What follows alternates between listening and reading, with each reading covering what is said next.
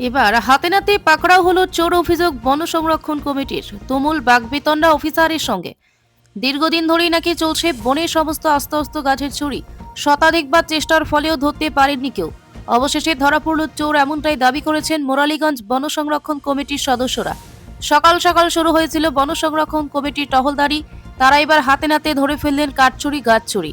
ঘটনা বাঁকুড়ার জয়পুর ব্লকের উত্তরবর অঞ্চলে হাতবাড়ি মুরালীগঞ্জ যাদবনগর শালতোরা ক্যানেল পার সংলগ্ন এলাকার। জানা গেছে আতকাটা বিট অফিসার নির্মল কুমার বলেন, খবর পাওয়ার সঙ্গে সঙ্গে উপস্থিত হয়ে দেখি ঘটনাটি সত্য এবং 25 থেকে 30টি গাছ নজরে পড়ে আমরা পাকড়াও করি। চলুন তিনি কি বলছেন শুনুন। কাটা বিটের বিট অফিসার আমরা যখন পেট্রোলিং এ বার হই তখন কতকগুলো খবর পেয়ে আমরা সেইখানে আসি যে কতগুলো গাছ কাটানো পড়া রয়েছে, কিন্তু আমরা সেই চোরকে ধরতে পারি না। কিন্তু যে অবশিষ্ট গাছগুলো পড়ে রয়েছে সেইগুলো আমরা অফিসে নিয়ে যাওয়ার ব্যবস্থা করছি। প্রথমে এসে এখানে কিভাবে ধরা হলো? ওই যে পাশাপাশি লোক বললো যে এখানে গাছ পড়ে আছে, ওইখানে গাছ পড়ে আছে, সেগুলো দেখেই আমরা এগুলা ধরেছি আর কি, কিন্তু লোককে পাইনি। কতগুলো গাছ আছে বলে মনে হয়? তা মোটামুটি 25-30টা হবে। 25-30টা হবে। হবে সেখান থেকে দাঁড়িয়ে আপনারা কি ব্যবস্থা নেবেন? এখন ওটা নিয়ে যাব, নিয়ে গিয়ে অফিসে ফেলবো। আপনার নাম? নির্মল কুমার। একের পর এক গাছ কেটে ফাঁকা করছে দুষ্কৃতীরা। আজ পাকড়াও কয়েকজন। কমছে বনের গাছ, তার জন্য হিংস্র জানোয়ারের উপদ্রব বাড়ছে বিভিন্ন এলাকায়। ধ্বংস হচ্ছে তাদের আশ্রয়, ফলত ভুগছে বন্যজন্তু জানোয়ার।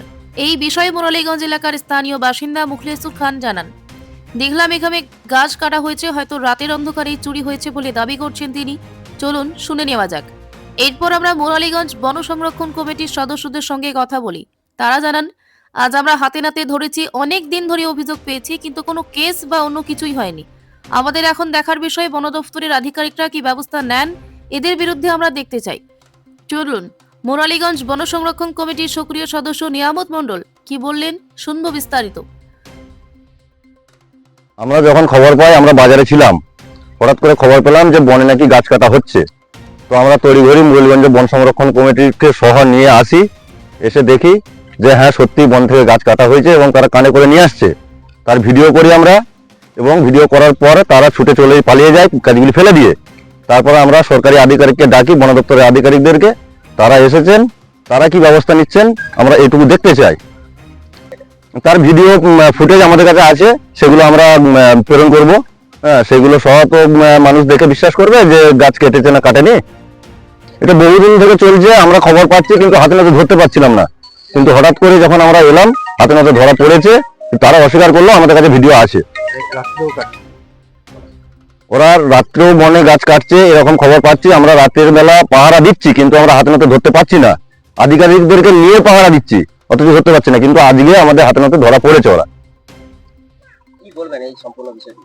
এই বিষয়টি নিয়ে বলতে চাইছি, সরকারি আধিকারিকদেরকে, ডিওপো বা রেঞ্জার যে যা আছে পদাধিকারী ব্যক্তি, তাদেরকে অনুরোধ করছি এই বিষয়টা নিয়ে কিছু ব্যবস্থা নিন।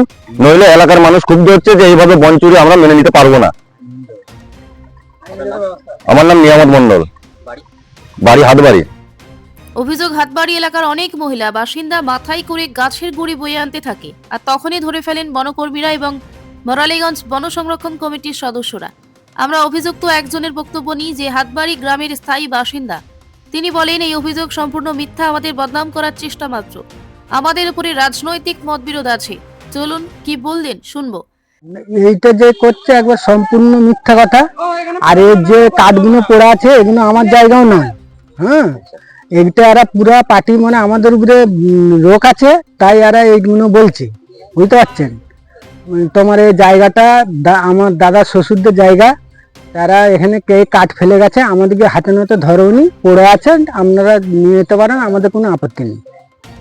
বাড়ির সামনে পড়ে আছে, তো 1000 লোক পড়ে আছে, ওরা তো ক্যামেরা করেছে, যে যা নিয়ে আসছে তাদের ক্যামেরা করেছে। যদি আমরা ক্যামেরার মধ্যে থাকি তাহলে আমরা দোষী।